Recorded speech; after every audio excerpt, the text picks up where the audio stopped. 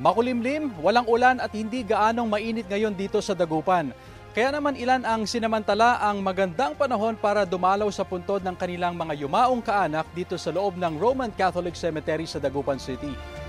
Gaya ni Jong na inuna ang pagdalaw sa puntod ng kanyang yumaong asawa. Kasama niya ang mga anak, nag-alay sila ng dasal at nagtulos ng kandila.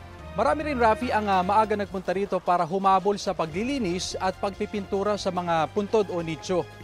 Kahapon kasi, maghapon na halos umulan dito sa Dagupan, kaya naman ilang puntod ang lubog pa rin sa baha. Kaya si Aling Rosalie piniling tumawid sa baha para lang makapagtulos ng kandila at makapagdasal sa puntod ng kanyang asawa.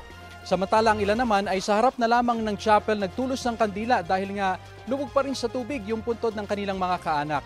Meron din, Rafi, na nagbebenta nagpaparenta ng bota para sa ilan na gustong sumuong sa baha at madalaw ang puntod ng kanilang mga kaanak.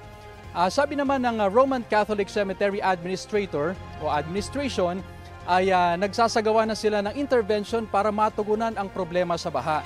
Nagpapatambak na at nagpapatayo na rin ang mga bagong apartment type na nicho dito. At kanina rin ay nagdaos dito ng misa si Lingayen Dagupan Archbishop Socrates Villegas. Naging mensahe ng kanyang misa ngayong undas ay ang pagbibigay halaga, pag-aalay ng panalangin at patuloy na pag-alala sa mga yumao nating kaanak. Gaano man daw kahirap ang buhay at syempre meron din tayong mga pinagdaraan ng pagsubok gaya nga ng mga nagdaang bagyo. At samantala, Rafi, nagpaalala ang pamunuan ng Roman Catholic Cemetery dito sa Dagupan sa mga bibisita na huwag mag-iwan ng basura sa mga puntod at igalang yung mga taong nagdarasal bilang pagunita sa undas.